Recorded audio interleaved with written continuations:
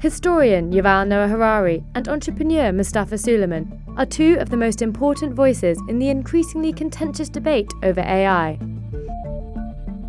The Economist got them together to discuss how humanity should deal with the risks and opportunities of this technological revolution. This is a moment when we collectively in the West have to establish our values and stand behind them. Yuval Noah Harari, welcome. You are a best-selling author, historian. Thank you for joining us. It's good to be here. Mustafa Suleyman, wonderful that you can join us too. You're a friend of The Economist, a fellow director on The Economist board. You were a co-founder of DeepMind. You're now a co-founder and CEO of Inflection AI. So let's take 5 years, 2028. What does the world look like? In the next 5 years, the frontier model companies, those of us at the very cutting edge who are training the very largest AI models, are going to train models that are over 1,000 times larger than what you currently see today in GPT-4. Instead of just generate new text in a one shot, the model will be able to generate a sequence of actions over time. And I think that that's really the character of AI that we'll see in the next 5 years. Artificial capable AIs. AIs that can't just say things, they can also do things. But what does that actually mean in practice? Just use your imagination. Tell me what my life will be like in 2028. It will be able to make phone calls to other humans to negotiate. It will be able to call other AIs in order to establish the right sequence in a supply chain, for example. And of course, it will learn to use APIs, application programming interfaces, so other websites or other knowledge bases or other information stores. And so, the world is your oyster. You can imagine that being applied to many, many different parts of our economy. So Yuval, a man who doesn't use a smartphone very much, you listen to this. Does this fill you with horror, and do you agree with it? I would take it very seriously. I don't know. I'm not coming from within the industry, so I cannot comment on how likely it is to happen. But when I hear this as a historian, for me, what we just heard, this is the end of human history. Not the end of history, the end of human-dominated history. History will continue with somebody else in control. Because what we just heard is basically Mustafa telling us that in 5 years, there'll be a technology that can make decisions independently and that can create new ideas independently. This is the first time in history we confronted something like this. I think it's important to say, these are not autonomous tools by default. These capabilities don't just naturally emerge from the models. We attempt to engineer capabilities, and the challenge for us is to be very deliberate and precise and careful about those capabilities that we want to emerge from the model, that we want to build into the model, and the constraints that we build around it. It's super important not to anthropomorphically project ideas and potential intentions or potential agency or potential autonomy into these models. The governance challenge for us over the next couple of decades to ensure that we contain this wave is to ensure that we always get to impose our constraints on the development of this the trajectory of this development. Can this kind of containment, as Mustafa calls it, be done when you have the sort of tensions you've got between the world's big players? I think this is the biggest problem. That if it was a question of, humankind versus a common threat of these new intelligent alien agents here on Earth, then yes, I think that there are ways we can contain them.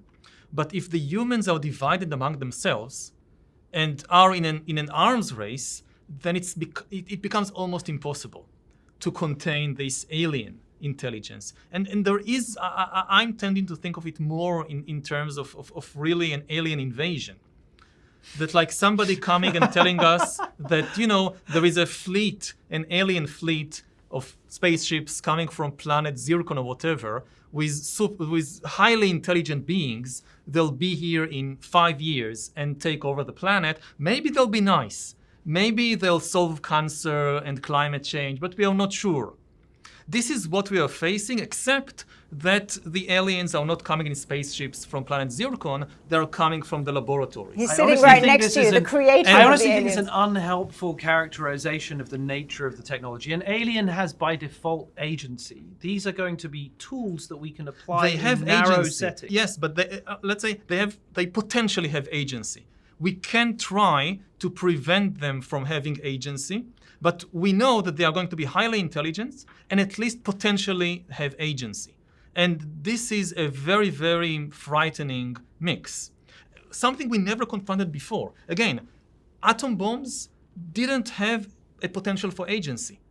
Printing presses did not have a potential for agency. This thing, again, unless we contain it, and the problem of containing it is very difficult because potentially they'll be more intelligent than us. How do you prevent something more intelligent than you from developing the agency it has?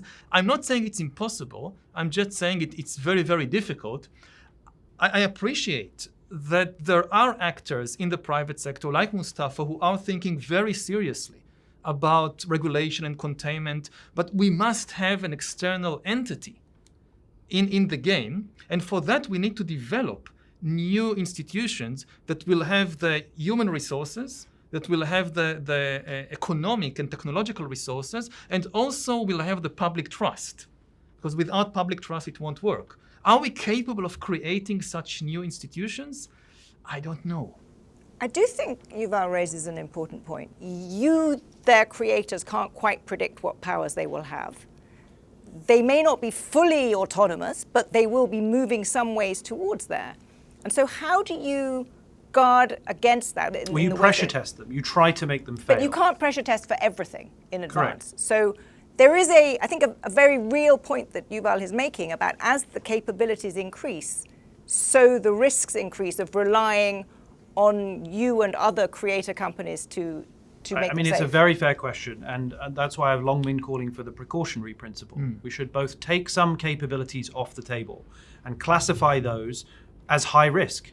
I mean, frankly, the EU AI Act, which has been in draft for 3.5 years, is very sensible, has a risk-based framework that applies to each application domain, whether it's healthcare or self-driving or facial recognition. And it basically takes certain capabilities off the table when that threshold is exceeded. I listed a few earlier. Autonomy, for example, is clearly a capability that it has the potential to be high risk. Recursive self-improvement, the same story. So this is the moment when we have to adopt a precautionary principle, not through any fear-mongering, but just as a logical, sensible way to proceed. Is it sensible for a country to rule out certain capabilities if the other side is not going to rule them out? This is a moment when we collectively in the West have to establish our values and stand behind them. What we cannot have is a race to the bottom that says, just because they're doing it, we should take the same risk. If we adopt that approach and cut corners left, right, and center, we'll ultimately pay the price. We didn't agree about much, but I completely agree on that we need, in many fields, a coalition of the willing. And if some actors in the world don't want to join, it's in our interest to, again, something like banning bots impersonating people.